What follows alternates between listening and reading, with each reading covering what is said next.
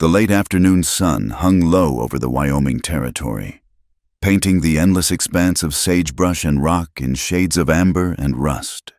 A dry wind swept across the barren landscape, carrying with it the taste of dust and the promise of another scorching day to come. In the distance, the Laramie Mountains rose like ancient sentinels, their peaks shrouded in a haze that blurred the line between earth and sky. Samuel Thornton urged his bay stallion forward, his weathered hands steady on the reins despite the fatigue that weighed on his shoulders. At 42, he cut an imposing figure against the harsh backdrop of the frontier, tall and broad-shouldered, with premature silver threading through his dark hair and deep lines etched around eyes the color of winter ice. His fine wool coat and well-made boots marked him as a man of means. Yet there was something in his bearing that spoke of burdens carried too long, of a soul that had forgotten how to rest.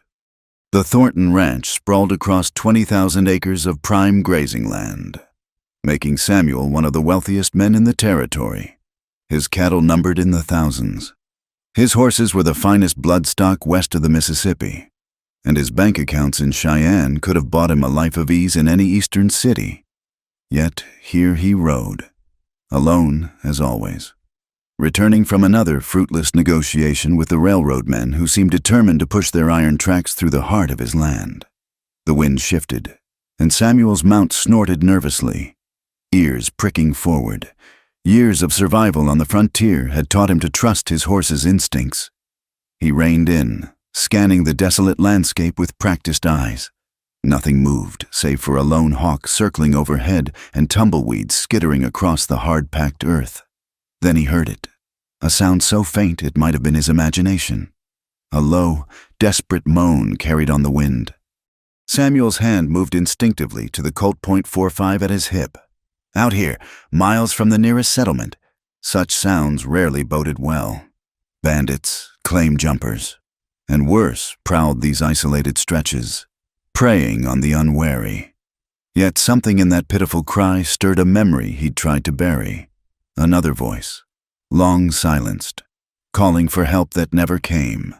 He guided his horse toward a ramshackle structure half hidden behind a cluster of cottonwoods, one of the many abandoned homesteads that dotted the territory like broken teeth. The soddy's roof had partially collapsed, and its door hung askew on rusted hinges. It was the kind of place decent folk avoided, a haven for drifters and outlaws. The sound came again, clearer now, a muffled sob of distress. Samuel dismounted, drawing his pistol in one smooth motion. His spurs clinked softly as he approached the doorway, every sense alert. The interior was dim, lit only by shafts of dusty light filtering through gaps in the walls. The smell hit him first, sweat, fear, and something else that made his jaw clench. In the corner, barely visible in the gloom, lay a figure. As his eyes adjusted, the details emerged with sickening clarity. A young woman, perhaps 20 years old, lay bound hand and foot with a rough rope that had rubbed her wrists raw. A filthy strip of burlap covered her mouth, tied so tightly it had left angry marks on her cheeks. Her dress, once a modest blue calico, was torn and stained with dirt and what looked like dried blood. Dark hair spilled around her face in matted tangles, and her eyes, wide with terror and rimmed with tears, fixed on him with a mixture of hope and dread. Samuel holstered his weapon and dropped to his knees beside her, his fingers working quickly at the knots. The girl flinched at his touch, a strangled sound escaping from behind the gag. "Easy now," he said, his voice rougher than intended from disuse. "I'm not going to hurt you." The rope around her wrists gave way first, and she immediately clawed at the cloth covering her mouth. Samuel caught her hands gently, noting how they trembled like autumn leaves. "Let me," he said, reaching for the knot at the back of her head. The fabric was damp with saliva and tears. The knot pulled so tight his fingers struggled to find purchase. When it finally loosened, he carefully pulled the gag away. The girl gasped, her chest heaving as she gulped in air. Her lips were cracked and bleeding, her throat working convulsively. When she finally spoke, The words came out as a broken whisper that seemed to echo through the abandoned space and straight into his chest. "I can't breathe." Samuel felt something crack inside him, a fissure in the wall he'd built around his heart. Those 3 words, spoken with such desperate relief, transported him back to another time, another place, a burning cabin, smoke-filled rooms, and voices calling out that he'd been too late to save. He pushed the memory aside and focused on the rope binding her ankles. His movements careful but efficient. The girl, for she was little more than that, despite her ordeal, watched him with eyes that seemed to catalog his every move, as if trying to determine whether he was savior or simply another form of torment. "Can you sit up?" he asked once she was free. She nodded, struggling to push herself upright. Samuel steadied her with a hand on her shoulder, noting how she trembled beneath his touch. In the better light, he could see the full extent of her condition. Dehydration had left her lips cracked and her skin sallow, and bruises in various stages of healing marked her arms. "Water," she croaked. Samuel retrieved his canteen from his saddlebag and held it to her lips, cautioning her to drink slowly despite her obvious desperation. She obeyed, taking small sips while keeping her eyes fixed on his face. "How long have you been here?" he asked. 2 days. Maybe 3? I lost track." Her voice was hoarse, each word an effort. "Who did this to you?" Fear flashed across her features, and she shrank back against the wall. "They'll come back. They always come back." Samuel's expression hardened. "Not while I'm here. They won't. Can you ride?" She nodded, though doubt clouded her eyes. He helped her to her feet, noting how she swayed unsteadily. Without asking permission, he swept her up in his arms. She weighed next to nothing, as insubstantial as a bird. "My name is Samuel Thornton," he said as he carried her toward his horse. "I own the Triple T Ranch about 10 miles north of here. You'll be safe there." "Safe," she repeated, as if tasting a foreign word. I can't pay you. I have nothing." "I'm not asking for payment." He settled her in the saddle and swung up behind her, securing one arm around her waist to keep her steady. She tensed at the contact but didn't pull away. As they rode out into the fading light, Samuel found himself acutely aware of her presence, the way she gradually relaxed against his chest, the soft sound of her breathing, the trust she was placing in a stranger. The Triple T materialized out of the gathering dusk like a small city, barns and corrals, bunkhouses and smithy, all dominated by the main house with its wraparound porch and windows glowing warmly in the twilight. Cowboys looked up from their evening chores, curiosity plain on their faces as their normally solitary boss rode in with a woman in his arms. "Jake," Samuel called to his foreman, "send someone for Doc Morrison. Tell him it's urgent." "Yes, sir, Mr. Thornton." If Jake was surprised by the request, his weathered face didn't show it. The ranch hands had learned long ago not to question their employer's rare breaks from routine. Samuel carried the girl into the house, past the startled housekeeper, Mrs. Chen, and up the stairs to one of the guest rooms that hadn't seen use in years. He set her gently on the bed. Stepping back as Mrs. Chen bustled in with her usual efficiency. "Poor child," the older woman clucked, taking in the girl's condition with a practiced eye. "I'll draw a bath and find some clean clothes. You go on now, Mr. Thornton. This is women's work." Samuel hesitated at the door, struck by how small and vulnerable the girl looked against the pristine white sheets. She was watching him with those dark eyes, something unreadable in their depths. "Thank you," she whispered. He nodded curtly and left, but her words followed him down the hall as he poured himself a whiskey in his study. Samuel tried to ignore the unfamiliar stirring in his chest, a sensation he'd thought buried along with his wife and daughter 5 years ago. He'd rescued the girl out of basic human decency. Nothing more. Come morning, he'd see her safely to town, and that would be the end of it. Yet, as night settled over the ranch and he found himself listening for sounds from upstairs, Samuel Thornton had the unsettling feeling that his carefully ordered world had just tilted on its axis. The ghost of her words, "I can't breathe," echoed in his mind, awakening something he'd thought dead forever. Outside, the wind picked up, rattling the windows and carrying with it the scent of approaching rain. Change was coming to the Triple T Ranch, whether its owner was ready or not. Morning light filtered through the lace curtains, painting delicate patterns across the guest room floor. The girl stirred, momentarily disoriented by the softness of the bed and the clean scent of lavender soap on her skin. For a heartbeat, she wondered if the rescue had been a dream, but the ache in her wrists and the fine cotton nightgown she wore told her otherwise. A gentle knock interrupted her thoughts. Mrs.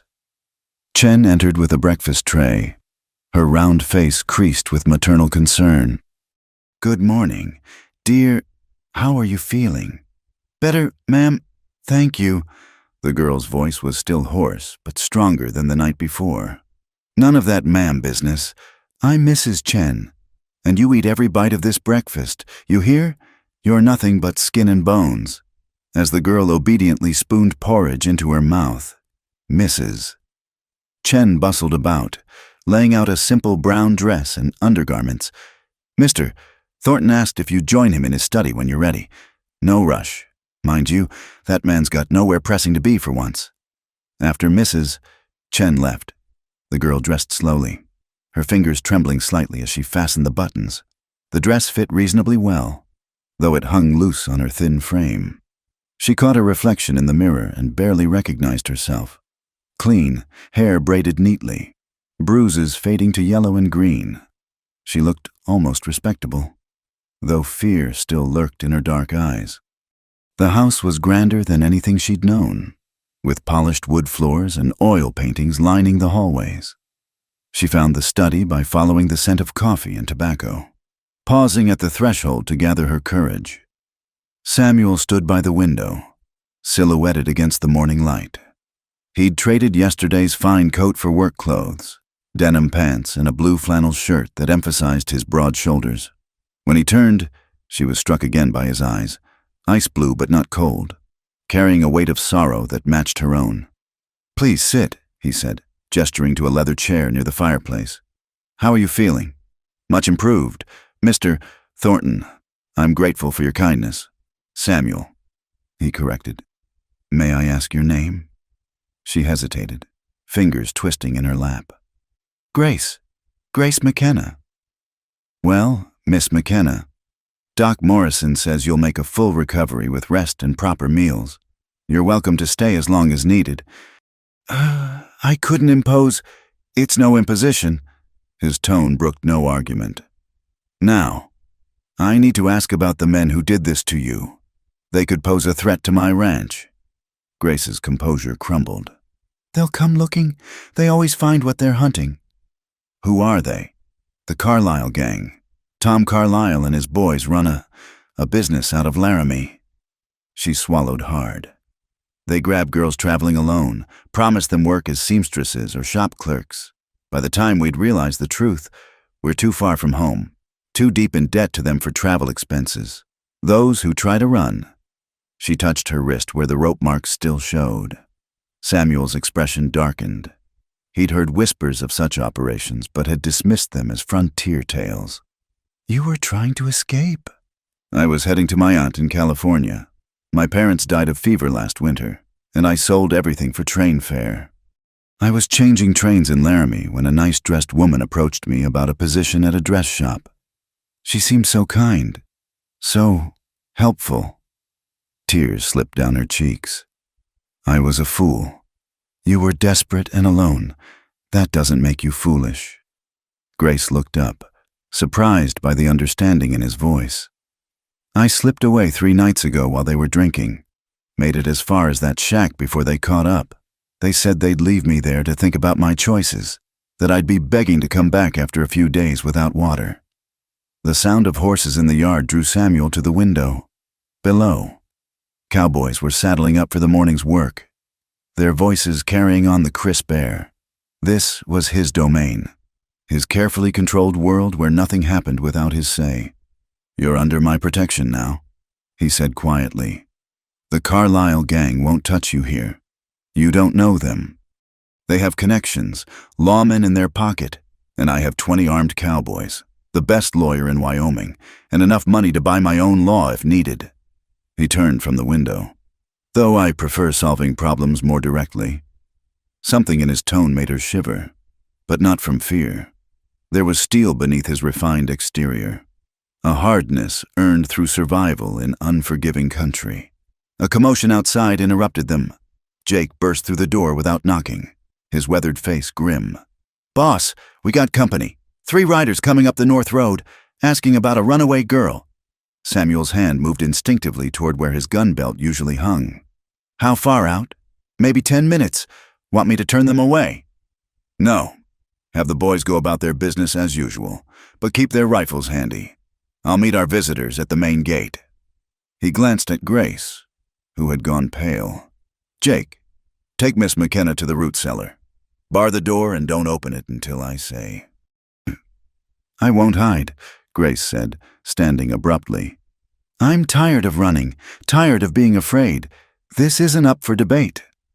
Samuel's voice carried the authority of a man used to being obeyed. "Jake." The foreman gently but firmly guided Grace from the room. Samuel strapped on his gun belt, checking the loads in his Colt before heading outside. The morning had turned gray, clouds rolling in from the mountains with the promise of an early autumn storm.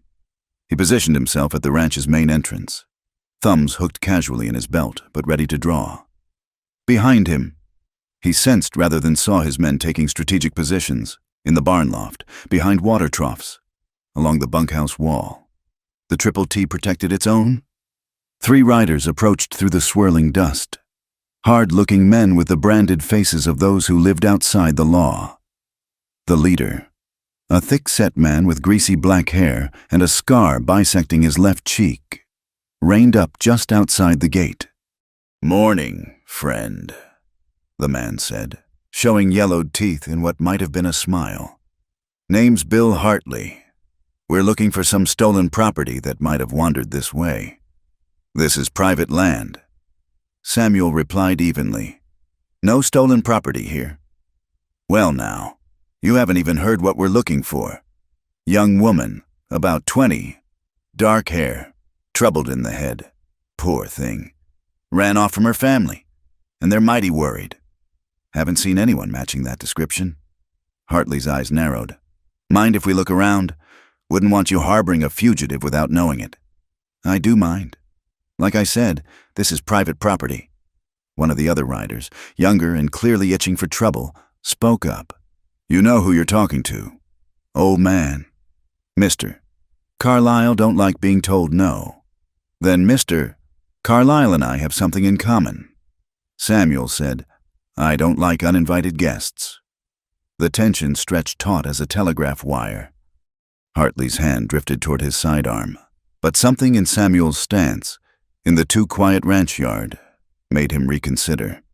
"This ain't over," Hartley said finally. "Mister, Carlisle's got legal papers on that girl, debt bonds. You interfere with lawful recovery of property, you'll answer to the territorial judge. I look forward to it. Now get off my land." The 3 men wheeled their horses around and galloped away, dust clouds marking their retreat. Samuel waited until they were specks on the horizon before relaxing his stance.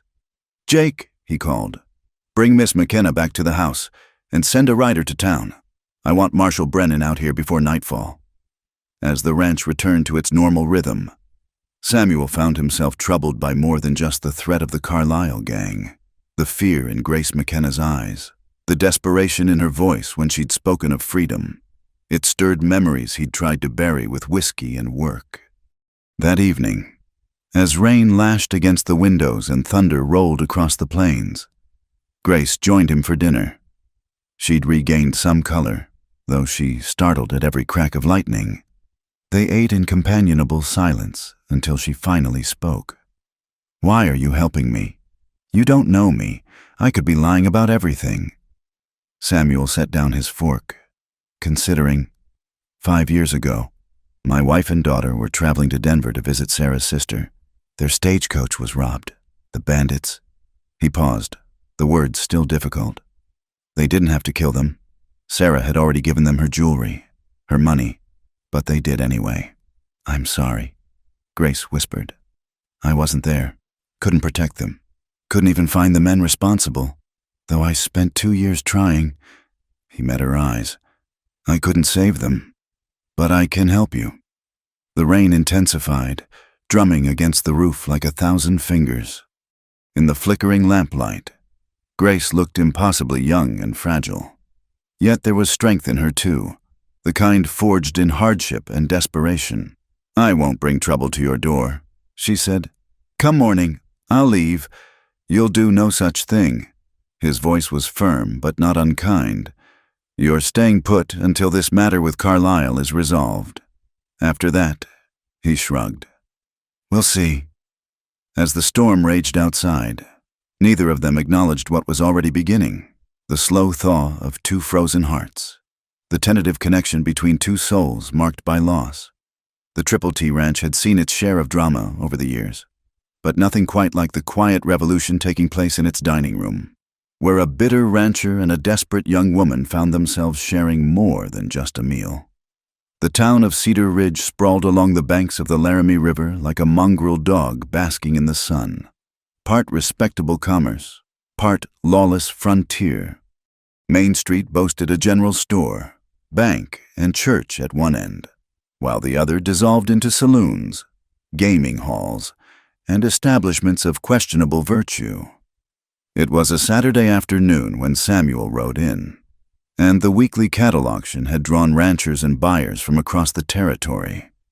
He hitched his horse outside Morrison's dry goods, intending only to collect supplies and gauge the town's mood. 3 weeks had passed since Grace's arrival at the Triple T, and while the Carlyle gang hadn't returned, Samuel knew they were planning something. Men like that didn't forget debts, real or imagined. "Afternoon, Mr. Thornton." Henry Morrison greeted him from behind the counter.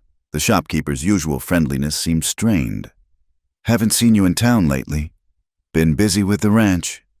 Samuel handed over his list. The usual order. "Henry."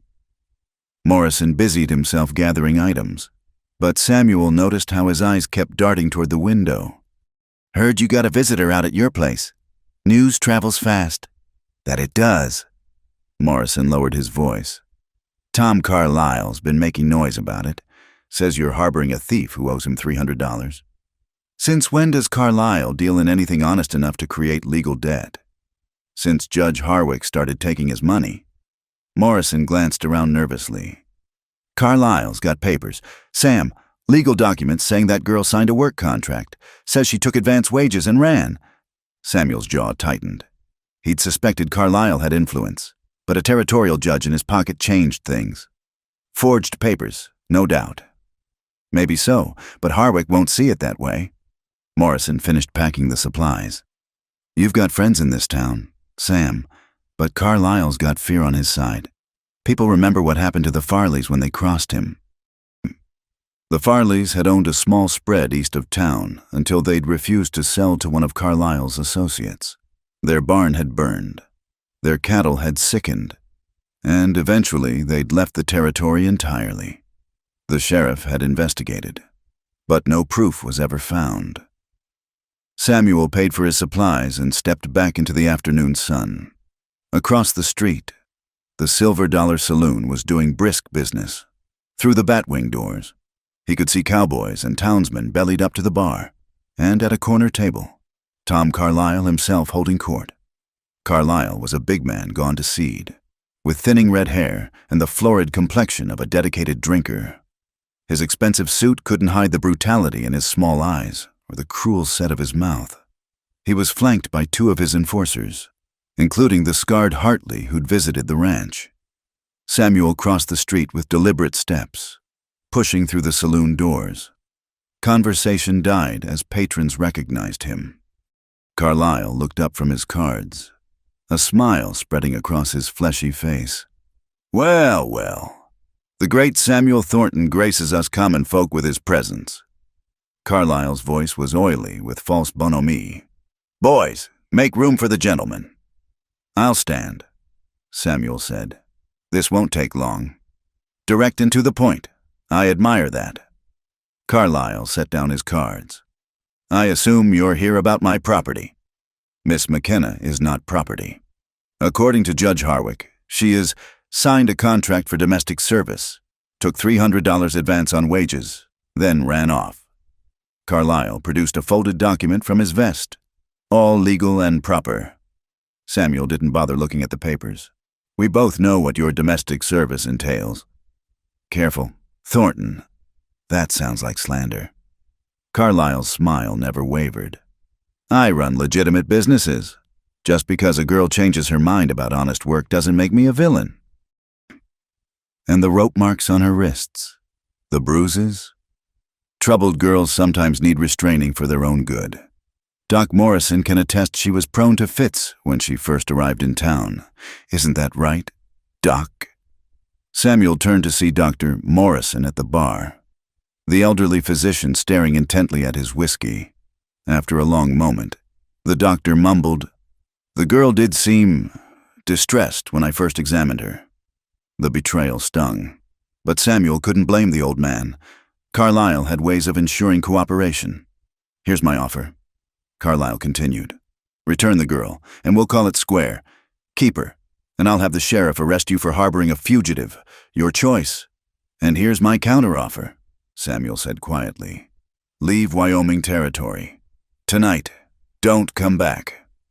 Hartley half rose from his chair, hand moving toward his gun.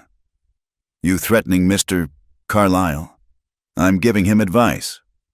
Samuel's hand rested casually near his own weapon. "The same advice I'd give any man who traffics in human misery." The saloon held its breath. Carlyle's face flushed darker, but he gestured for Hartley to sit. "You've got brass, Thornton, but brass won't stop the law. Sheriff Daniels will be paying you a visit real soon. I'll be sure to have coffee ready." Samuel turned and walked out, feeling the weight of hostile stares on his back. Outside. He noticed how quickly people averted their eyes, how conversations stopped as he passed. Carlyle's influence was spreading like a disease through Cedar Ridge. At the newspaper office, he found William Garrett setting type for the next edition. The editor looked up with relief. "Sam, thank God. I was hoping you'd come by. What's the word? Bill?" Garrett glanced toward the door, then motioned Samuel to the back room. "Carlyle's been spreading his version of events. Says the McKenna girl is a con artist who preys on wealthy men. Some folks are buying it." "And the rest?" "Too scared to say otherwise. Carlyle's got Judge Harwick coming to town next week for the autumn court session. Word is he'll issue a formal warrant then." Samuel absorbed this information. A warrant from a territorial judge would bring U.S. Marshals into play, men he couldn't simply turn away from his gate. "There's more," Garrett continued.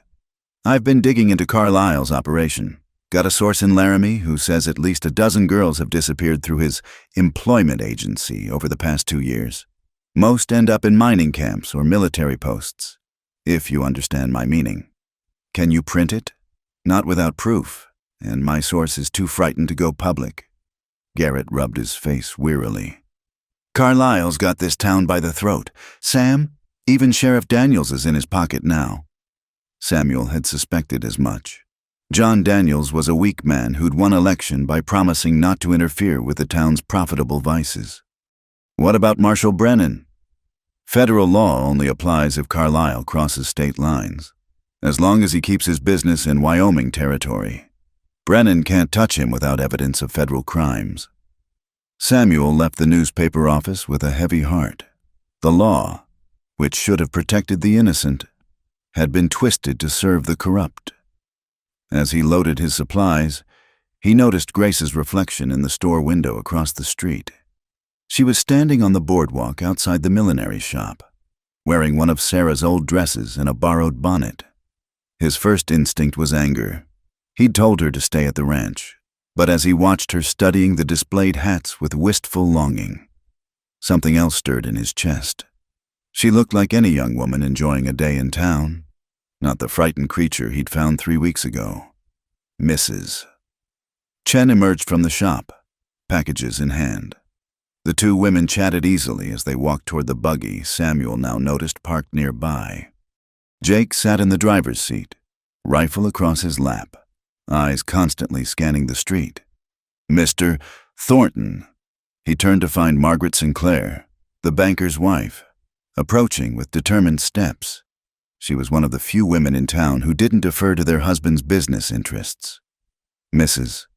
Sinclair, I wanted you to know, she said quietly, that not everyone believes Carlyle's lies.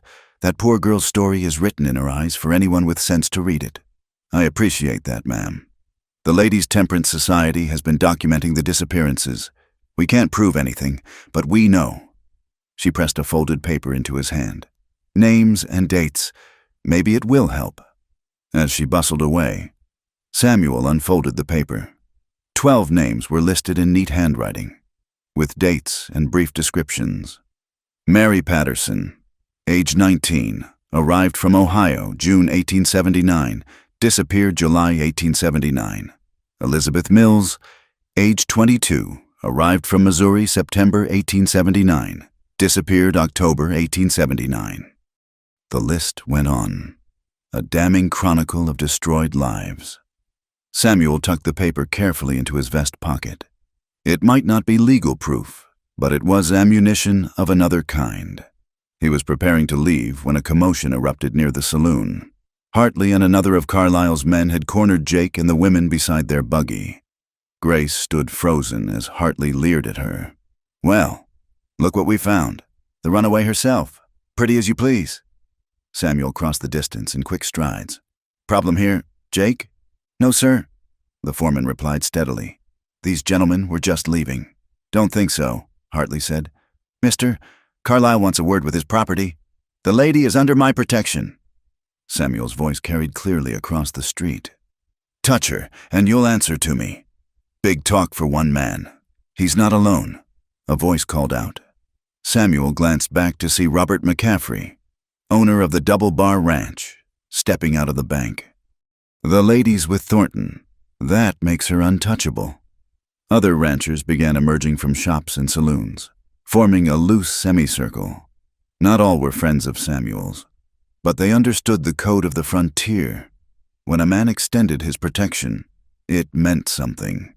Hartley backed away, spitting in the dust. This ain't over. As the enforcer retreated, Grace looked up at Samuel with eyes bright with unshed tears. I'm sorry. I just wanted to see the town. I didn't mean... You have nothing to apologize for, he said firmly. You're not a prisoner at the Triple T. The ride back to the ranch was subdued. Grace sat in the buggy with Mrs. Chen while Samuel rode alongside, alert for any sign of pursuit. The confrontation in town had made things clear. Carlyle wouldn't back down, and the corrupt law was on his side. That evening, as purple shadows stretched across the rangeland, Samuel stood on his porch wrestling with the decision before him. He could send Grace away, perhaps to California she'd originally planned. It would be the sensible choice, the safe choice. But when she joined him on the porch, wrapped in a shawl against the evening chill, he knew he'd already made his decision. Some fights were worth having, even when the odds were stacked against you. They won't stop, Grace said quietly. Carlyle's men. They'll keep coming until... Then we'll be ready for them. She studied his profile in the fading light. Why does my fate matter so much to you? Samuel was quiet for a long moment, listening to the distant lowing of cattle and the whisper of wind through the grass. Because some things are worth standing for, even when standing is dangerous. My Sarah understood that. It's time I remembered it too. As stars began to pierce the darkening sky, they stood together in companionable silence. Two souls preparing for the storm that was surely coming. The autumn wind howled across the plains like a wounded animal, driving sheets of dust against the Triple T Ranch buildings. It had been 2 days since the confrontation in town, and an eerie quiet had settled over the land, the kind that preceded violence on the frontier. Samuel stood in his study, cleaning his Winchester rifle with methodical precision. Through the window, he could see his men positioned around the compound. Jake had doubled the night watch, and no one rode out alone anymore. The ranch had transformed from a working cattle operation into an armed camp. A knock interrupted his thoughts. Grace entered, carrying a tray with coffee and sandwiches. She'd taken to helping Mrs. Chen with household duties, insisting she earn her keep despite Samuel's protests. "You missed supper," she said, setting the tray on his desk. "Mrs. Chen is worried you're not eating enough. Mrs. Chen worries too much." But he accepted the coffee gratefully, noting how Grace's hands no longer trembled when she poured. "The men are nervous," she said quietly. "Some are talking about leaving. I don't blame them. This isn't their fight, but they're staying. For now." Samuel set down the rifle. "Grace, I need you to consider. I'm not leaving." Her voice held steel he hadn't heard before. "I've spent months running, hiding, being afraid. I won't do it anymore. This could end badly. It already has, for too many girls." She pulled the list Margaret Sinclair had given him from her pocket. "I knew Mary Patterson. We traveled on the same train from Ohio. She was going to be a school teacher." Her voice caught. 16 years old, with dreams of educating frontier children. Now she's somewhere, if she's even alive. Samuel studied her face in the lamplight. The frightened girl he'd rescued was still there, but overlaid now with something harder, more determined. "You're not responsible for what happened to them?" "No, but I survived when they didn't. That has to mean something." Their conversation was interrupted by the sound of approaching horses, many of them, riding hard. Samuel grabbed his rifle and headed for the door. Grace close behind, despite his gesture for her to stay back. Jake met them on the porch. 15 riders, maybe 20, coming from the South Road. Samuel's gut tightened. Carlisle had finally made his move. Get the men to defensive positions. Anyone who wants to leave can go now with no hard feelings and a full month's pay. Jake grinned tightly. "Already asked. We're all staying, boss." The riders materialized out of the dust storm like specters, spreading out in a semicircle before the ranch gate. Tom Carlisle sat at their center, his bulk making his horse labor. Beside him rode a thin man in a black suit. Judge Harwick, Samuel presumed. Sheriff Daniels was there too, looking uncomfortable but present nonetheless. "Thornton!" Carlisle's voice boomed across the yard. "I've come for my property, all legal and proper this time." Samuel stepped forward, rifle held casually but ready. His men remained hidden but present. Shadows in windows, silhouettes in doorways. "State your business and be gone." Judge Harwick urged his horse forward. "Mr. Thornton, I am Judge Cornelius Harwick of the Territorial Court.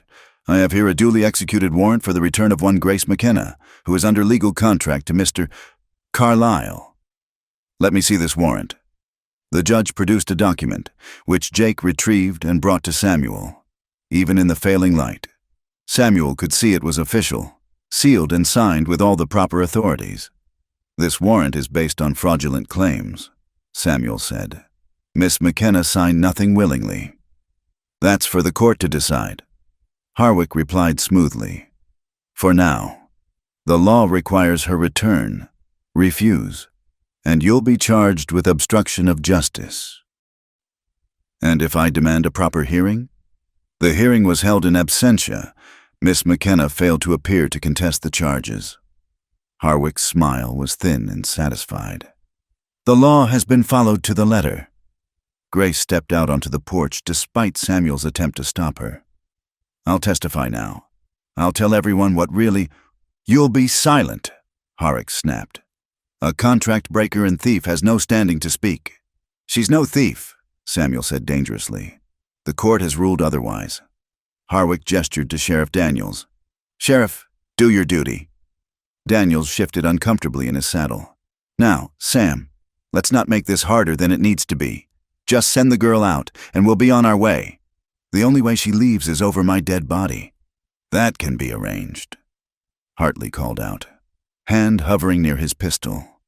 The moment stretched taut. 24 men poised on the edge of violence. The wind gusted, sending dust devils spinning between the opposing forces. Samuel could feel his men's tension, fingers on triggers, waiting for the word. Then Grace did something unexpected. She walked down the porch steps, head high, moving toward Carlisle's group. "Grace, no!" Samuel started after her, but she held up a hand. "I won't have bloodshed for me," she said clearly. "I'll go." "The hell you will!" Samuel caught her arm. "Get back in the house." She turned to him, and he saw tears streaming down her face. "You have a life here, a ranch, men who depend on you. I won't let Carlisle destroy that. Some things are worth fighting for, and some fights can't be won with guns." She gently pulled free of his grasp. "Trust me." Something in her eyes made him hesitate. She walked steadily toward Carlisle's group, but as she passed Jake, she stumbled slightly. The foreman steadied her, and in that brief contact, Samuel saw her press something into his hand. "Smart girl." Carlisle sneered as she approached. "Hartley, tie her hands." "Don't want her running again." As Hartley dismounted with a length of rope, Grace spoke again. "I'll come peacefully, but I have conditions." "You're in no position to make demands." Harwick said, "I have information about your operations that certain people would find very interesting." Grace's voice carried clearly in the evening air. "Names, dates, locations, insurance, you might say." Carlisle's eyes narrowed. "You're bluffing. Mary Patterson, Elizabeth Mills, Dorothy Hartman." With each name, Carlisle's face darkened. "Shall I continue, or would you prefer to discuss this privately?" "Bring her," Carlisle ordered Hartley. "We'll sort this out back in town." "No," Grace said. "We settle this here and now. Full payment of my supposed debt, plus a written release from any claims. In exchange, I keep quiet about what I know." "You think you can blackmail me?" Carlisle's voice was dangerous. "I think you're a businessman who understands profit and loss." Grace stood straight despite the fear Samuel could see in her rigid posture. "My silence is worth more than $300. Carlisle studied her for a long moment, then laughed. An ugly sound. "You've got spine, girl. More than most." He nodded to Harwick. "Write up a release. We'll call this debt settled." "Tom, you can't be serious." Hartley protested. "Shut up." Carlisle's eyes never left Grace. "But hear this, girl. You ever speak of my business, ever cause me trouble, and I'll find you. There ain't a place in this territory you can hide." While Harwick prepared the document, Samuel fought the urge to act. Every instinct screamed at him to protect Grace, to drive these men from his land with hot lead. But she'd asked him to trust her, and despite everything, he did. The release was signed and witnessed, Sheriff Daniels looking relieved that violence had been avoided. Grace took the document with steady hands, though Samuel noticed how white her knuckles were as she gripped it. "We're done here," Carlisle announced. "But Thornton, you'd best keep your nose out of my business from now on. Next time, that girl won't be around to save your hide." The riders wheeled and departed, disappearing into the gathering darkness. Grace stood alone in the yard until they were gone. Then her knees buckled. Samuel caught her before she hit the ground, lifting her in his arms. "What did you give Jake?" he asked as he carried her inside. She managed a weak smile. "Margaret Sinclair's list and a letter I wrote last night, detailing everything I witnessed in Carlisle's custody. Jake knows to get it to Marshal Brennan if anything happens to me." That was a dangerous gamble. Men like Carlisle understand leverage. I had to make myself more valuable free than captive. She shuddered. "But I've never been so scared." Samuel settled her on the parlor sofa. Mrs. Chen fussing over her with blankets and tea.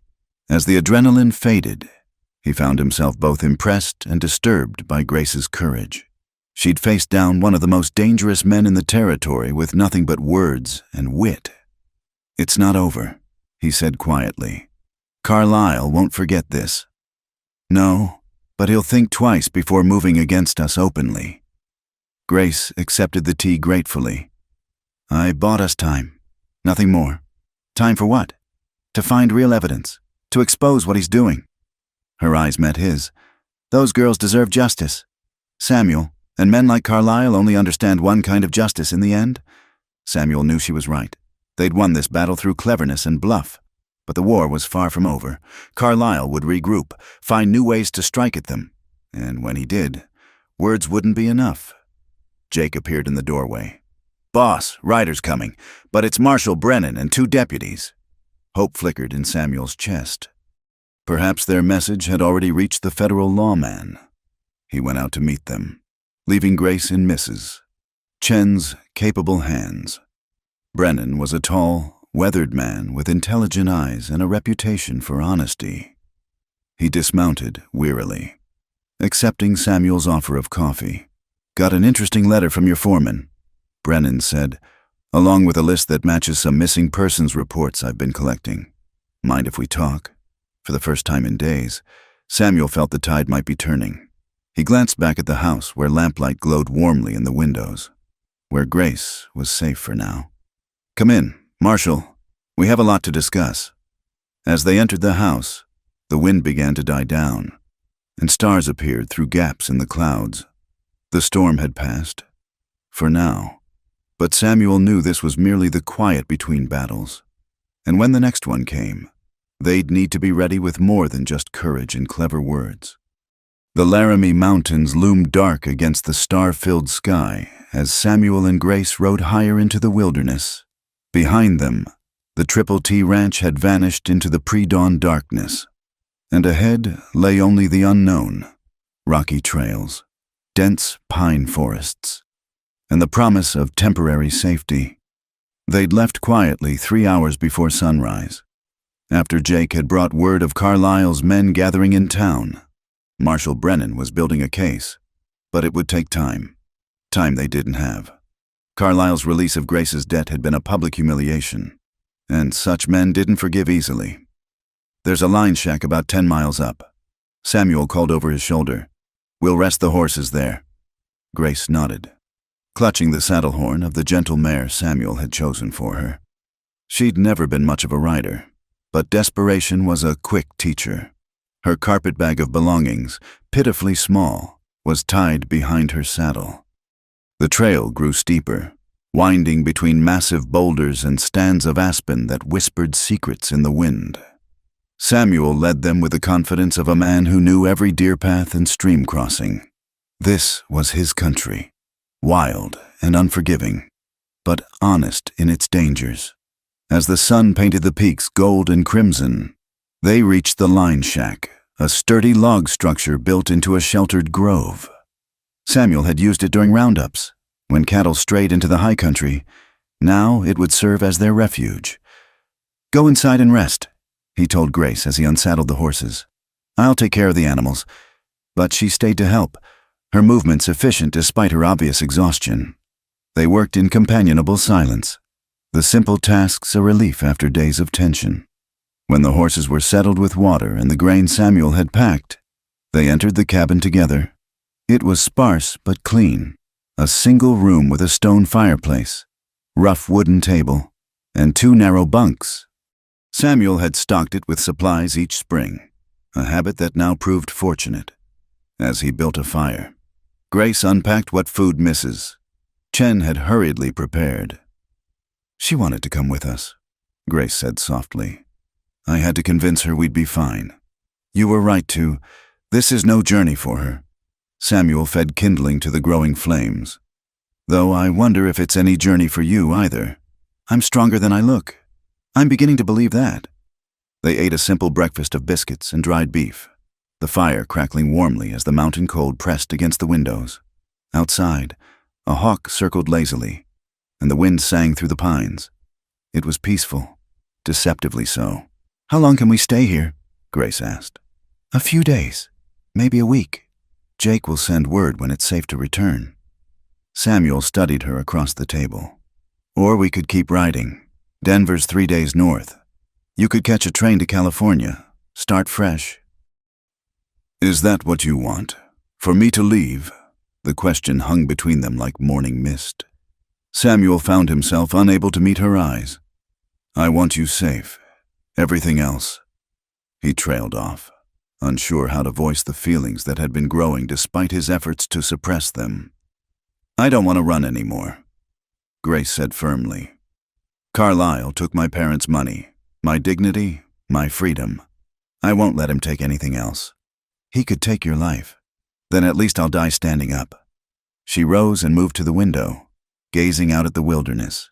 "My father was a minister. Did I tell you that? He used to say that evil flourishes when good people do nothing. I did nothing while those other girls disappeared. Not anymore." Samuel joined her at the window, close enough to catch the scent of lavender soap in her hair. "You're not responsible for Carlyle's crimes." "No, but I'm responsible for what I do with my freedom." She turned to face him, and suddenly the space between them seemed very small. "You gave that back to me, Samuel. You stood against armed men for a stranger. Why?" He was quiet for a long moment, wrestling with truths he'd buried deep. "Because I've spent 5 years dying inside, going through the motions of living without feeling anything. Then I found you in that shack, heard you say you couldn't breathe, and something in me woke up." His voice roughened. "Maybe I saved you, but you saved me too." Grace's eyes glistened with unshed tears. Without thinking, she reached up to touch his face, her fingers gentle against the stubble on his jaw. "Sarah was a lucky woman, to be loved by you. I wasn't there when she needed me. You can't protect everyone from everything. She wouldn't want you to spend your life punishing yourself." The dam inside Samuel finally broke. He pulled Grace into his arms, holding her as if she might disappear like morning mist. She melted against him, her own arms wrapping around his waist, and for a moment the world outside ceased to exist. When they finally pulled apart, both were shaken by the intensity of the moment. Samuel cleared his throat, stepping back. "I should check the perimeter, make sure we weren't followed." Grace nodded, understanding his need for distance. As he headed for the door, she called after him.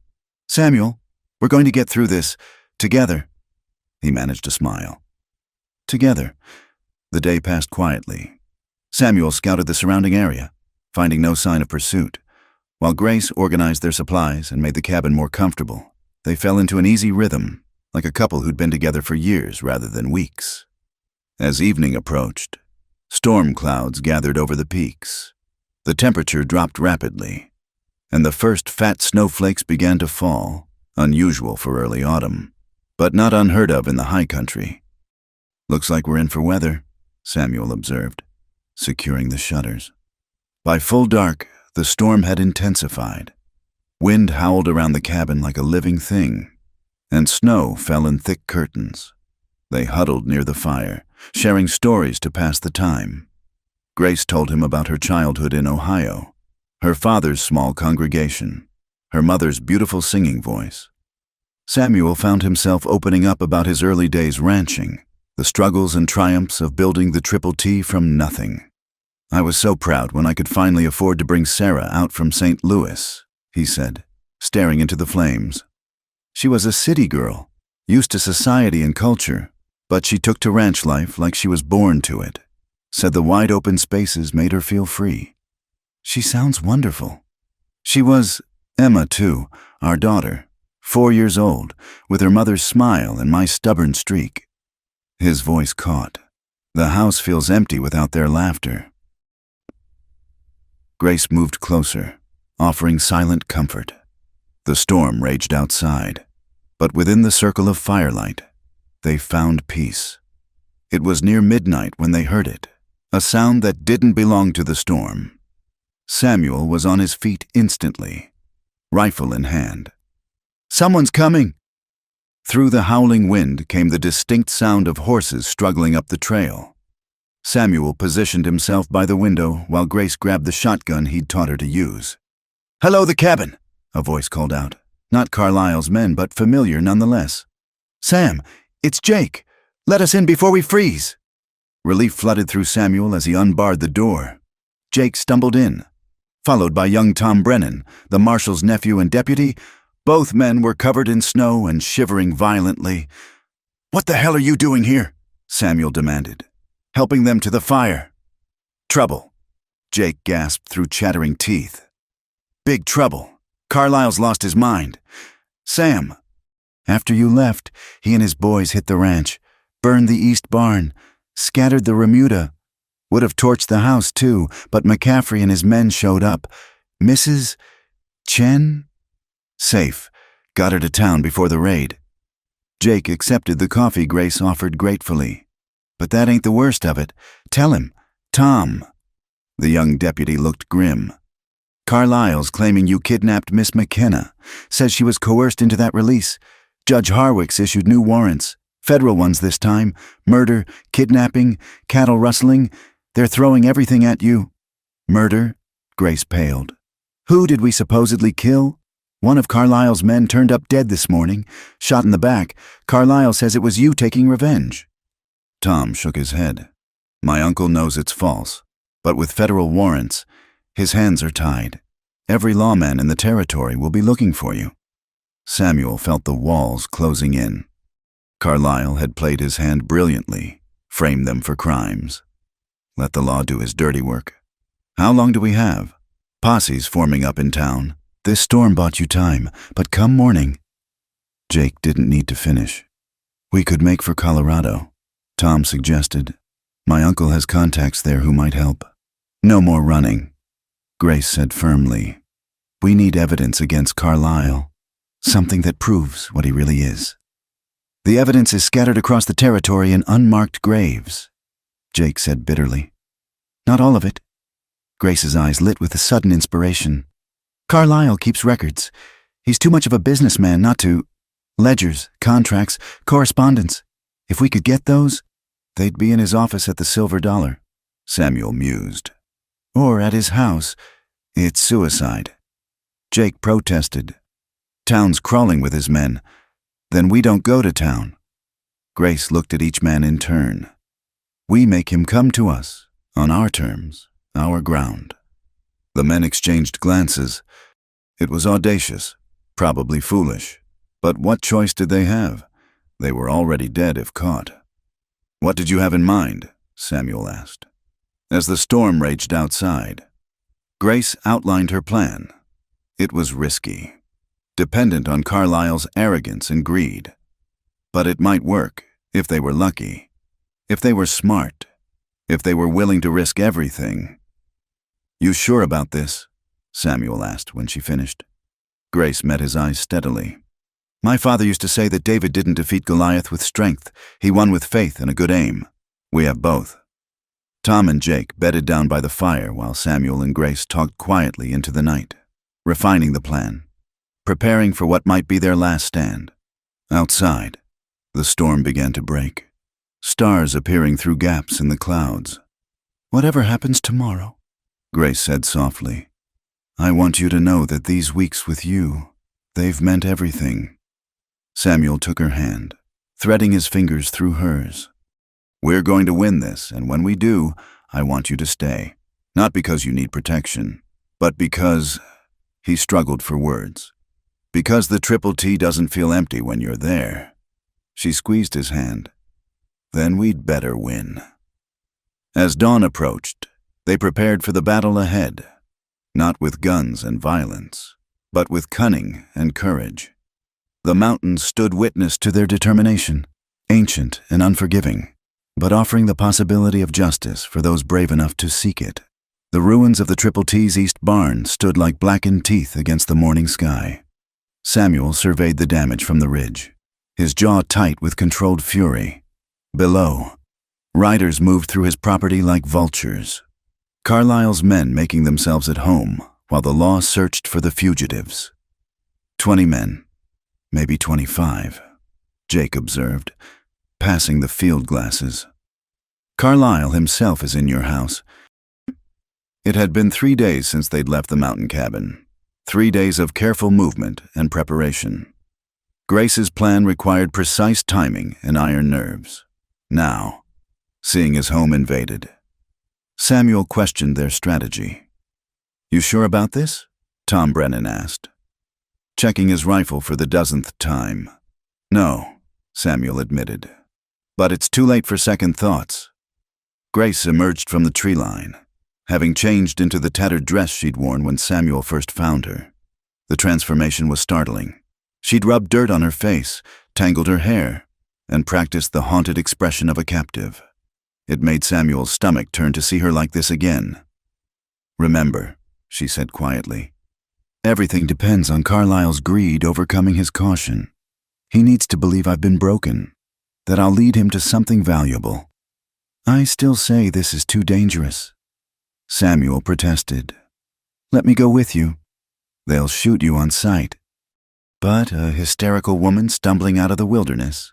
She managed a grim smile. "They'll want to know what I know first." Jake spat tobacco juice. "Girl's got sand. Sam, let her play it out." They watched Grace make her way down the hillside, her gait deliberately unsteady. When she was halfway to the ranch, she began screaming, a sound that raised the hair on Samuel's neck. Men poured out of buildings, rifles raised, then lowered as they recognized her. Through the field glasses, Samuel watched Hartley grab Grace roughly, shaking her as she babbled incoherently. They dragged her toward the house, and Samuel's finger tightened on his rifle trigger when one man backhanded her. "Steady," Jake murmured. She knew this would happen. Inside the house, Tom Carlyle sat at Samuel's desk, going through papers with the casual arrogance of a conqueror. He looked up with interest as Grace was hauled before him, noting her condition with satisfaction. Well, the runaway returns." He leaned back in Samuel's chair. "Where's Thornton?" Grace cowered convincingly. "Dead. The storm. Horses spooked. Fell into a ravine." "And you survived? How fortunate." Carlyle's voice dripped skepticism. I hid in a cave. Found something." She fumbled in her dress, producing a small leather pouch. With shaking hands, she spilled its contents on the desk. Gold nuggets, just enough to be tantalizing. Carlyle's eyes gleamed as he examined the gold. "Where did you find this?" "The cave. There's more. So much more. Old Spanish treasure, I think." Grace let desperation color her voice. "I'll show you, but you have to promise. Promise to let me go after. I just want to leave. Never come back." "Of course, my dear." Carlyle's smile was predatory. "Show me this cave, and all debts are forgiven." From the ridge, Samuel watched preparations below. Carlyle was taking 10 men, leaving the rest to guard the ranch. Greed had overridden caution, just as Grace had predicted. The Spanish gold was a brilliant touch. Everyone knew the legends of lost conquistador treasure in these mountains. "They're moving," Tom reported. "Northeast, toward Devil's Canyon." "Perfect." Samuel turned to Jake and the 5 Triple T hands who joined them. "You know what to do. Hit them hard and fast once they're in the canyon. Tom, you get to Marshal Brennan. Tell him where to find us. What about Carlyle's men here? Leave them to me." Samuel's smile was cold. "I have business in my own house." They split up, Jake's group shadowing Carlyle's party while Samuel and 2 men circled back toward the ranch. The remaining guards had relaxed, thinking the danger past. 3 were in the bunkhouse playing cards, 2 in the barn, others scattered on lazy patrol. Samuel approached his own home like a thief, using knowledge of every board and shadow. The kitchen door opened silently. He'd oiled those hinges himself last spring. Inside, Mrs. Chen's domain stood empty, pot still on the cold stove. Voices drifted from his study, moving carefully. Samuel peered around the corner. Sheriff Daniels sat nervously in a chair while Judge Harwick pawed through Samuel's private papers. "Thornton keeps detailed records," Harwick was saying. "We'll find something to make the charges stick." "This ain't right, Judge," Daniels protested weakly. "Sam Thornton's no murderer. He's whatever I say he is." Harwick pulled out a stack of letters. "Well, what have we here? Correspondence with railroad executives. Our righteous mister. Thornton seems very interested in progress after all." Samuel stepped into the room, his coat drawn. "Those are private. Judge." Both men froze. Daniels's hand twitched toward his gun, then stilled as Samuel shook his head. "Sam," the sheriff breathed. "They said you were dead." Disappointed? Relieved, actually. Daniels slumped in his chair. "This whole thing stinks worse than a dead skunk." "Shut up, you fool." Harwick snarled. Thornton, you're under arrest for murder, kidnapping. Save it. Judge, I know all about your arrangement with Carlyle. 20% of his earnings for legal protection. Samuel smiled at Harwick's stunned expression. Did you really think those girls never talked? Grace remembered everything. Names, dates, amounts, even where you hide your payoff money. You can't prove anything. No, then you won't mind if Marshal Brennan searches your office safe. Combination is your wife's birthday, isn't it? Harwick went pale. Outside, gunfire erupted. Jake signaled that Carlyle had entered the canyon. The judge jumped at the sound, sweat beading on his forehead. Here's what's going to happen, Samuel continued. You're going to write out a full confession. Every girl Carlyle trafficked, every bribe you took, every false warrant you issued. Sheriff Daniels here will witness it. I won't. Samuel cocked his pistol. I've lost everything that mattered to me once already. Judge, my wife, my daughter, my heart. You think I care about the law anymore? Right, or I'll put you in the ground and let God sort it out. Harwick's hands shook as he picked up the pen. The confession came slowly at first.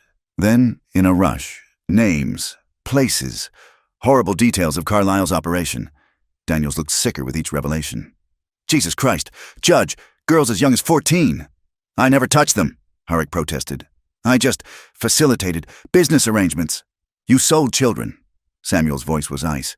Keep writing. More gunfire from the canyon. Closer now. Through the window. Samuel saw the remaining guards running toward the sound, leaving their posts. Everything was going according to plan. When Harwick finished, Samuel had Daniels read and sign as witness. Now, Sheriff, you're going to do your job for once. Arrest this man.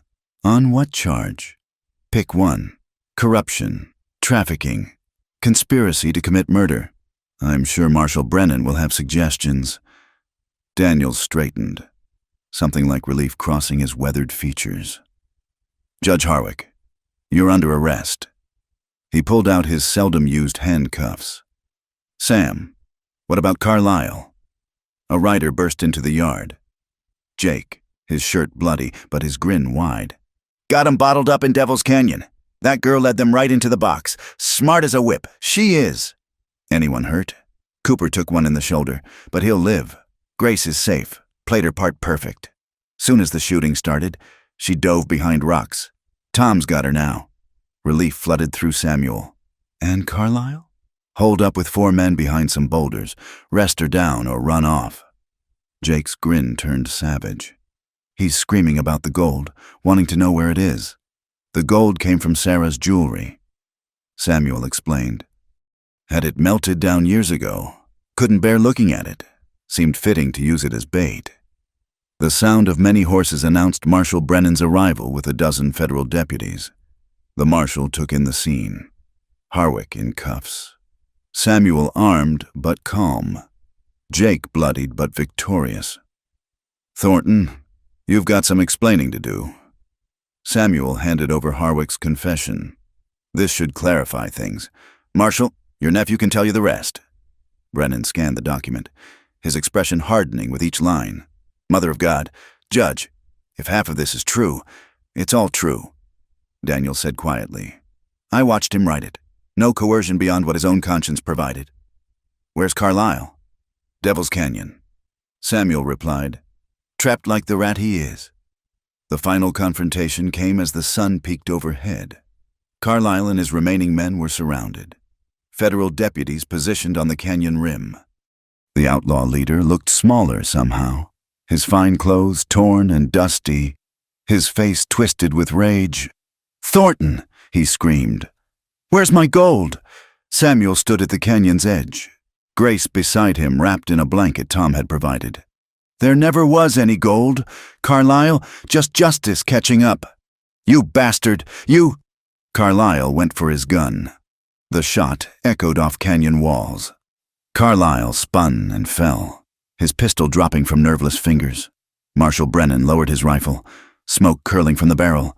Tom Carlyle, you're under arrest for trafficking, murder, and attempted murder of a federal officer. Brennan's voice carried clearly, though I doubt you'll live to stand trial. Indeed, Carlyle was breathing his last. blood pooling beneath him. His remaining men threw down their weapons, hands raised in surrender. It was over. As they rode back to the ranch, Grace pressed close against Samuel's side. "We did it," she whispered. "You did it," he corrected. "That was the bravest thing I've ever seen. I had good reason to be brave." She looked up at him. "I had something worth fighting for. The Triple T bore scars, the burned barn, scattered cattle, the house ransacked. But it still stood, and Samuel's men were already beginning repairs. Misses. Chen met them in the yard, tears streaming as she embraced Grace. "Never scare me like that again, child." That evening, as statements were given and prisoners secured, Samuel found himself on the porch with Grace.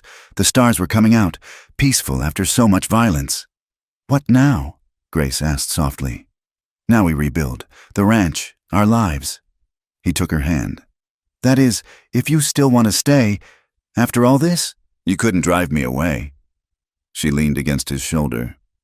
"Though I might want to avoid caves for a while." Samuel chuckled, the sound rusty but genuine. For the first time in 5 years, the future held promise instead of just duty. The Triple T would thrive again, and perhaps so would its owner's heart. The dust had barely settled on the outskirts of Cedar Ridge when the final reckoning began. Tom Carlyle, wounded but not dead as initially thought, had been taken to Doc Morrison's for treatment under heavy guard. The streets buzzed with nervous energy as townspeople emerged from their homes and businesses, sensing that the shadow that had loomed over their community might finally be lifting. Samuel stood in the dusty main street, his shirt torn and stained with blood. Not his own, thankfully. Beside him, Marshal Brennan coordinated the roundup of Carlyle's remaining men. Deputies moved through the town with purpose, armed with warrants and witness statements that Judge Harwick's confession had made possible. "Thornton," Brennan called out. "We need to talk about the girl." Grace stepped forward from where she'd been tending to Cooper's shoulder wound. Despite everything she'd endured, she held her head high. "I'm right here, Marshal. Ask your questions." "Miss McKenna, I need a full statement. Everything from the beginning." Brennan's expression was kind but professional. "What you've been through. It's evidence now." "I understand." Grace looked at Samuel, drawing strength from his presence. "Where should we start?" They commandeered the courthouse, Judge Harwick's former domain now serving the cause of actual justice. As Grace recounted her story, her voice growing stronger with each telling, Samuel watched the court reporter's face pale. The young man had to stop several times, overwhelmed by the horrors being documented. "They kept us in a boarding house on Elm Street," Grace continued. "Mrs. Dalton ran it. She pretended to be a kindly widow, but she was the one who drugged the tea when new girls arrived, made us compliant for the interviews with potential employers." "Can you identify this boarding house?" Brennan asked. "The yellow one with green shutters, third from the corner." Grace's hands clenched in her lap. "Mary Patterson tried to escape through a second-story window. They brought her back with a broken ankle, said she fell off a horse." As Grace spoke, Samuel noticed movement outside. A crowd was gathering, women mostly, their faces set in grim determination. Margaret Sinclair stood at their head, the Ladies' Temperance Society banner repurposed with a new message: "Justice for the lost girls." The courthouse door burst open. Sheriff Daniels entered, dragging a struggling woman in black bombazine. "Marshal, caught this one trying to burn papers behind the boarding house." Mrs. Dalton, the supposedly kindly widow who had lured so many girls to their doom. Her facade of respectability had crumbled entirely, revealing the cruel calculation beneath. "You have no proof," she spat. "The word of a fallen woman against mine. We have more than her word," Brennan interrupted. He produced a ledger taken from Carlyle's safe. "Your handwriting, I believe. Quite detailed records of incoming merchandise and outgoing placements. You even noted which girls were virgins, added to their price, apparently." The crowd outside grew louder. Someone shouted, "Bring her out. Let us have her." "None of that," Samuel said firmly. stepping onto the courthouse porch. "We do this legal. That's what separates us from them." Margaret Sinclair pushed forward. "Samuel Thornton, you listen here. 12 girls from our community. Daughters, sisters, friends, gone. And we did nothing because we were afraid. You did what you could. Margaret, you kept records, gathered information. It wasn't enough." Tears streamed down her face. "But we won't be silent anymore. If the law fails again, it won't," Samuel promised. "Not this time." Inside, Carlisle had been brought in on a stretcher, his shoulder heavily bandaged, even wounded and chained. He radiated menace, his small eyes fixed on Grace with murderous intent. "You lying witch," he growled. "I gave you a chance at honest work." "Honest?" Grace stood, trembling but resolute. "You sold Emma Hartley to a mining camp brothel. She was 15 years old. Her mother still lights a candle for her every Sunday, praying she'll come home. Business is business." Carlisle sneered. "Supply and demand." The click of a gun being cocked was shockingly loud. Everyone turned to see Jake standing in the doorway, his old army Colt aimed at Carlisle's head. "Jake, no," Samuel said quietly. "He needs killing. Boss, legal or not, he needs it." Jake's hand was rock steady. "My niece was one of those girls.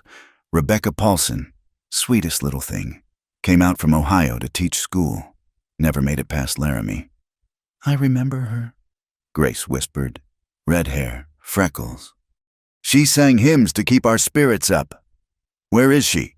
Jake's voice broke. Carlisle laughed. An ugly sound. "How should I know? I don't keep track of every—" The gun roared. The bullet slammed into the floor inches from Carlisle's head, sending splinters flying. Jake stood frozen, tears cutting tracks through the dust on his face. "The next one goes between your eyes," Jake said flatly. "Where's my Rebecca?" "Fort Laramie. Mrs." Dalton blurted out, cracking under the pressure. "She was sent to Fort Laramie 2 months ago. The officers there pay well for educated girls." Marshal Brennan carefully approached Jake, placing a gentle hand on the gun. "We'll find her. Jake, I promise you that, but not like this." The foreman slowly lowered his weapon, shoulders shaking. Samuel gripped his old friend's shoulder, understanding the agony of loss all too well. The trial preparations began immediately. Brennan wanted everything done properly, no grounds for appeal or claims of frontier justice, as witnesses were interviewed and evidence cataloged. A fuller picture emerged of Carlisle's operation, a network extending across 3 territories, involving corrupt officials, businessmen, and military personnel. That evening, Samuel found Grace standing alone in the ruins of his burned barn. The sunset painted everything in shades of gold and crimson, beautiful despite the destruction. "I keep thinking about them," she said softly. "All those girls, where they are, what they're enduring. We saved ourselves. But what about them? Brennan's already sent telegrams. Federal marshals across the territories are investigating. Some will be found, brought home. And the others?" Samuel had no answer for that. They stood together in silence, watching the sun sink toward the mountains. "I need to testify," Grace said suddenly. "Not just give statements, testify in open court. Let everyone hear what happens when they look away. It'll be brutal. Carlisle's lawyer will try to destroy your reputation, make you seem like a willing participant." "I know." She turned to face him, her eyes fierce. "But someone has to speak for the ones who can't. Mary, Emma, Rebecca. They deserve to have their stories told." The attack came that night.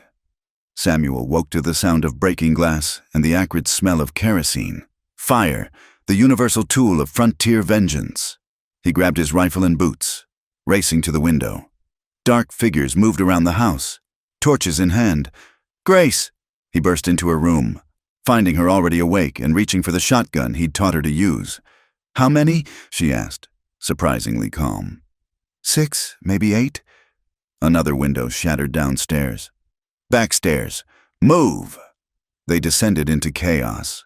The kitchen was already ablaze, flames racing across the kerosene-soaked floor. Mrs. Chen stood in the doorway, wielding a cast-iron skillet against a masked intruder. Samuel's rifle spoke, dropping the man threatening his housekeeper. "Outside! Everyone!" They fought their way to the yard, where Samuel's cowboys were already engaged. Muzzle flashes lit the darkness like deadly fireflies. A rider charged at Grace. She raised the shotgun and fired, knocking him from his saddle. "The house, Mrs.!" Chen cried. Flames were already licking at the upper windows. 5 years of memories, the last physical connections to Sarah and Emma, being consumed. Samuel felt rage build in his chest, not the cold anger of calculation, but something primal. A familiar voice cut through the chaos. "Thornton, face me like a man!" Bill Hartley, Carlisle's chief enforcer, stood in the flickering firelight. His scarred face was twisted with hate, a pistol in each hand. "Your boss is finished, Hartley. Give it up. He ain't my boss anymore." Hartley spat. "This is personal. You cost me everything. My job, my reputation, time to pay." They circled each other while the battle raged around them. Samuel was aware of Grace watching, of his men fighting desperately, of his home burning. But his world narrowed to the man in front of him, the last of Carlisle's poison. Hartley moved first, both guns blazing.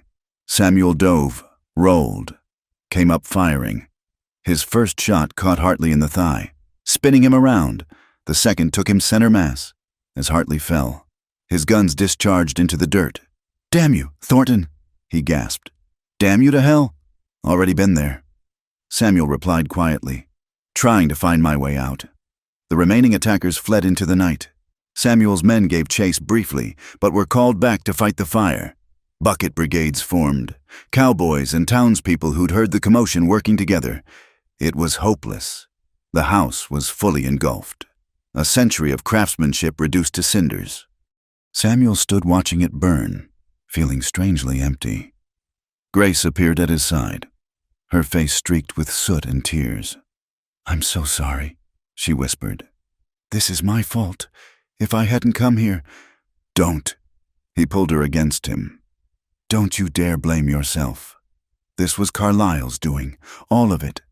Your home, your memories, are here."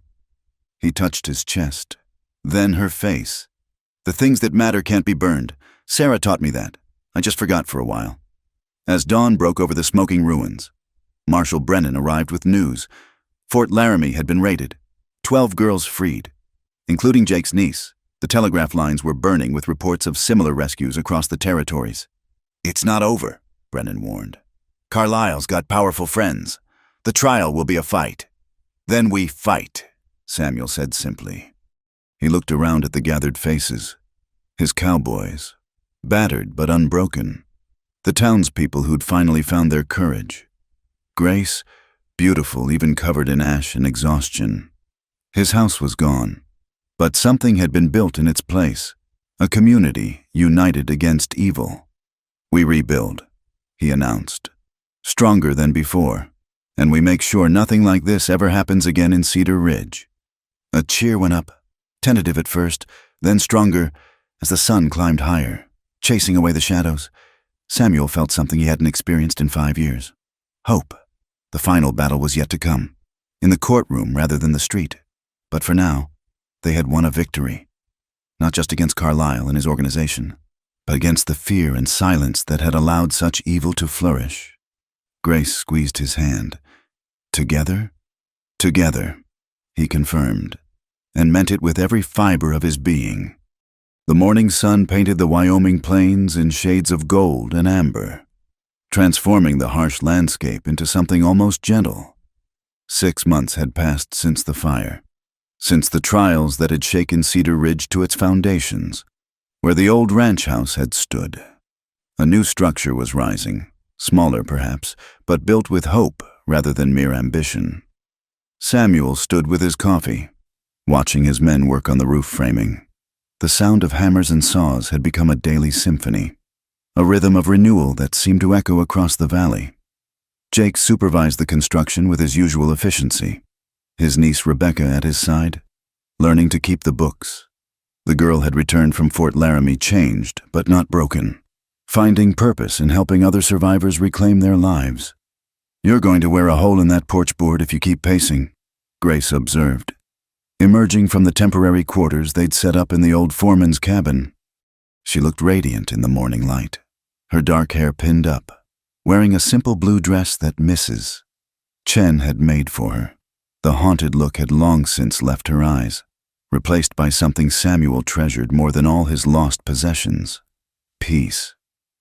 "Just thinking," he replied, setting down his cup to take her hand.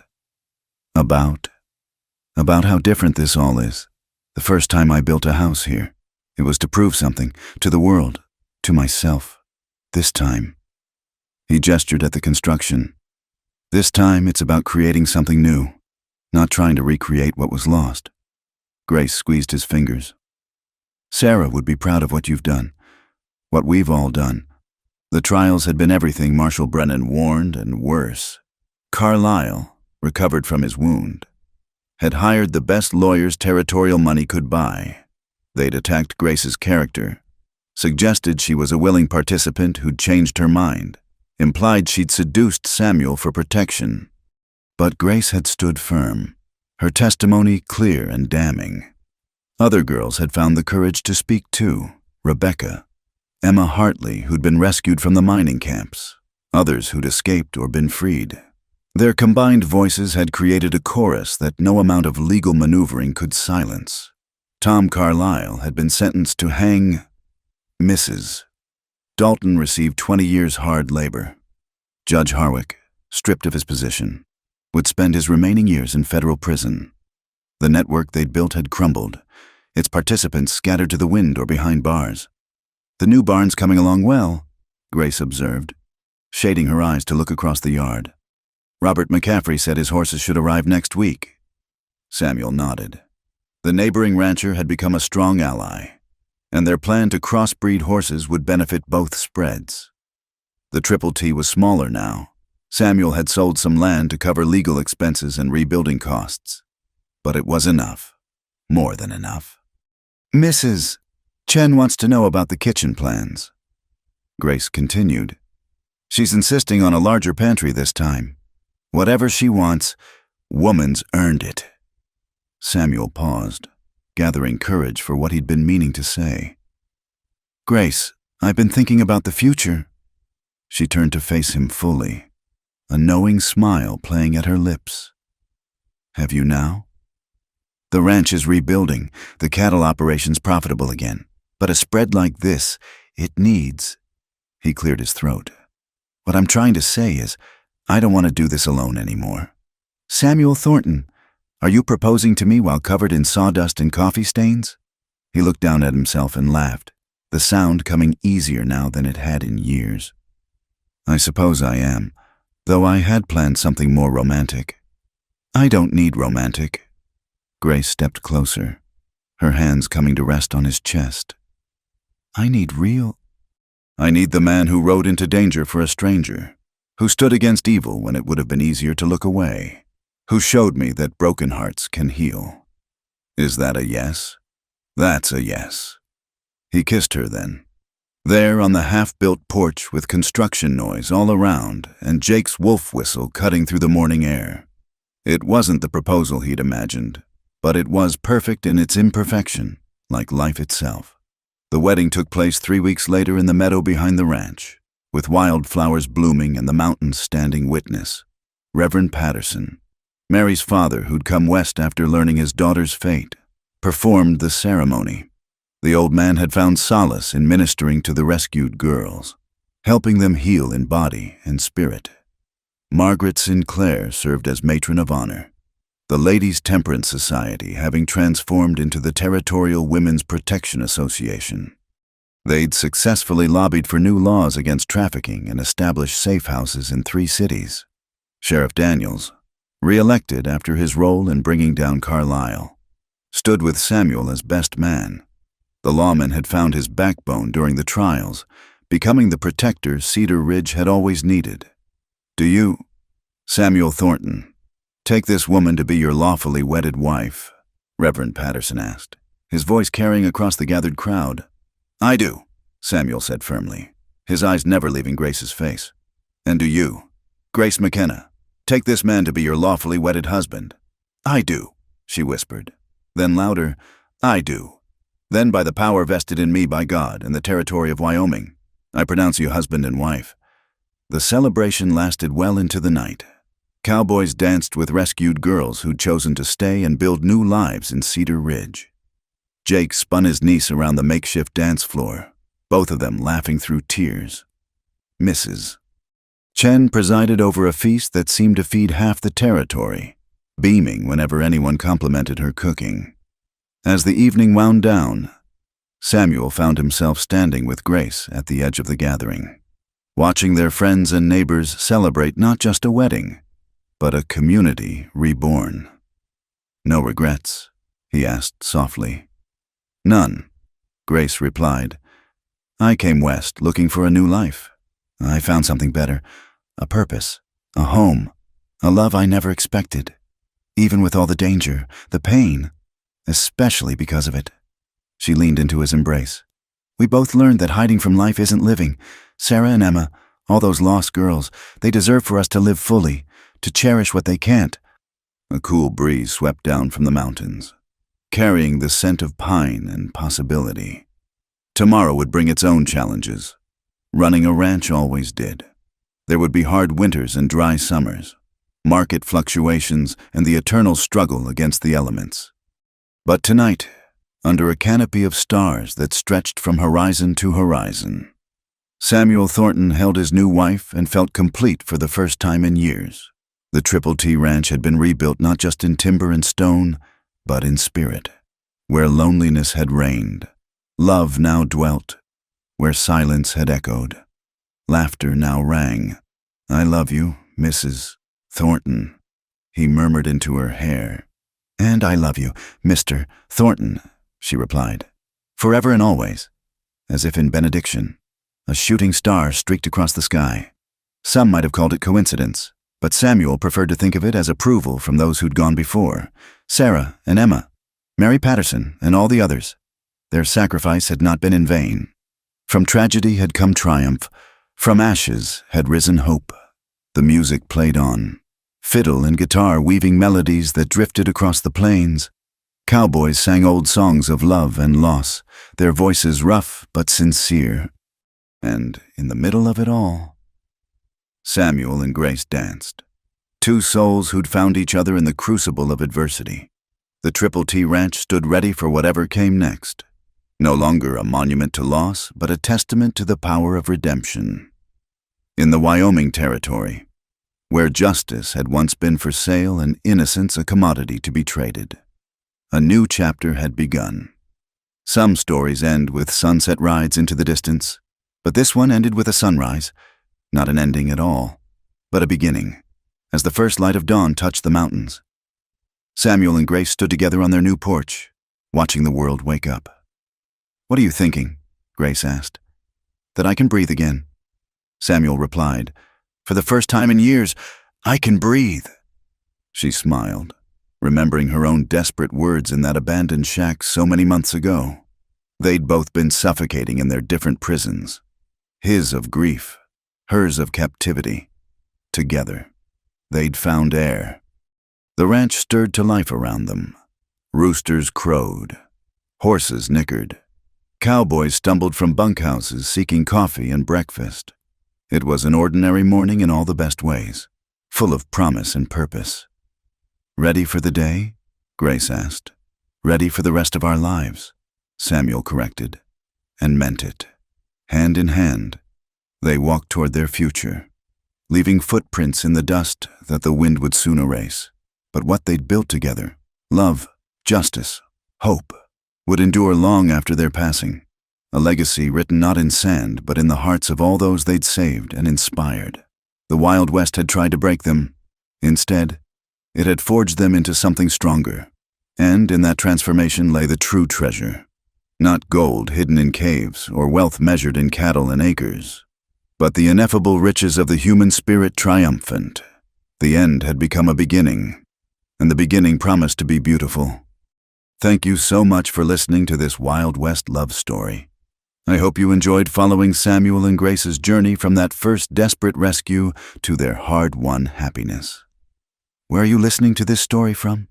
I'd love to hear from listeners around the world. Drop a comment below and let's connect. Don't forget to subscribe to the From Wild West channel for more authentic frontier tales of love, courage, and redemption. What did you think of Grace's bravery or Samuel's transformation? Share your thoughts in the comments. I read every single one and love discussing these stories with you.